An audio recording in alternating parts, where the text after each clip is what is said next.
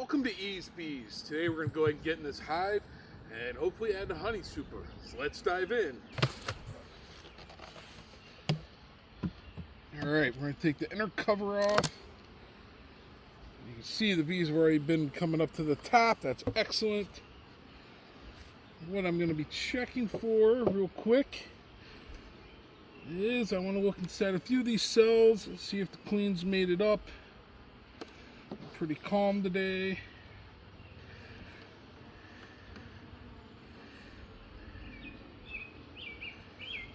Alright, I always start on the far ends so there's less chance of me smashing the queen. Awesome, they've got a bunch of resources in that. These are pretty full frames when I put them on.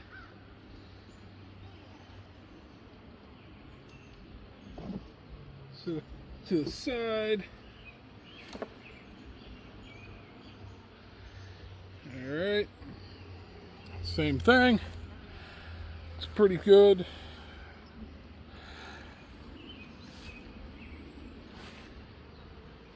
We capped over resources, ones that were there when I decided to put these frames on. And I did that in hopes they would have plenty of resources and maybe the queen would move up top. Resources, nectar, perfect.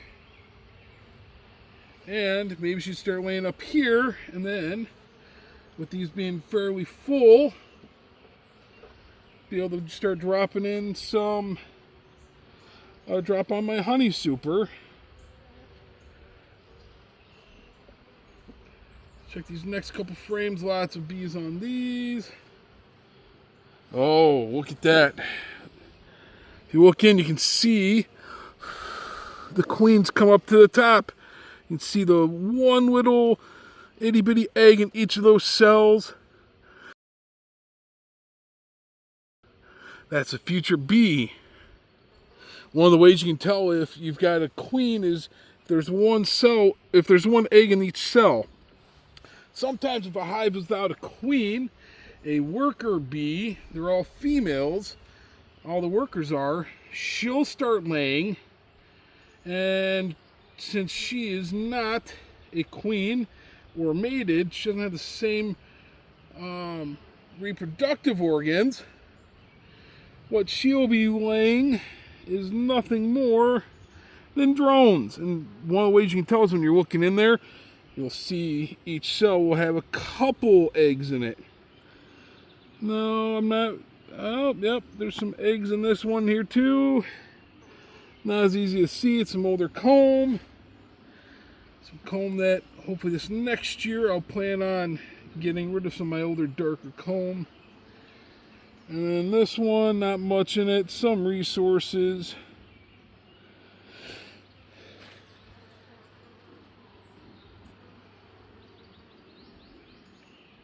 Check out these last two frames. Now, we've gotten some, oh, yep. That's pretty full with nectar. So is that side. All right, we're looking pretty good then. There are still flowers growing and blooming right now.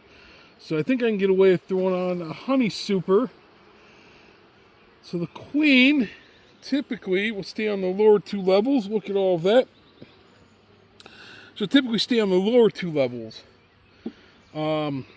She doesn't like to go up too high, so I don't have to use an excluder when I put on the third box. Slide these back.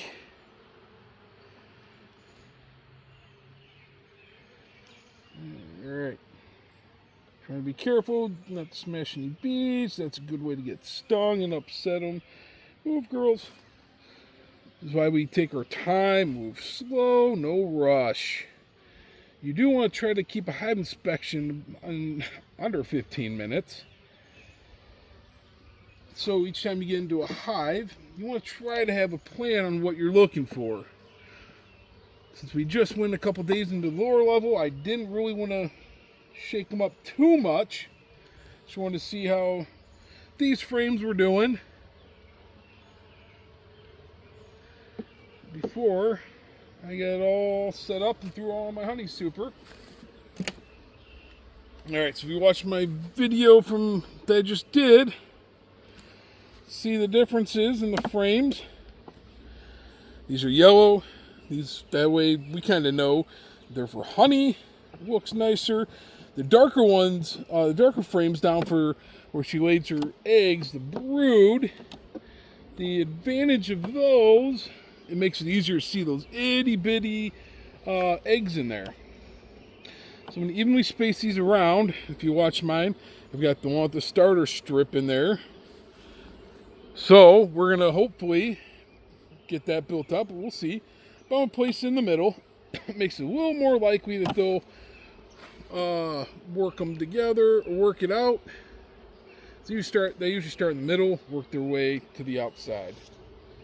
Throw the top on.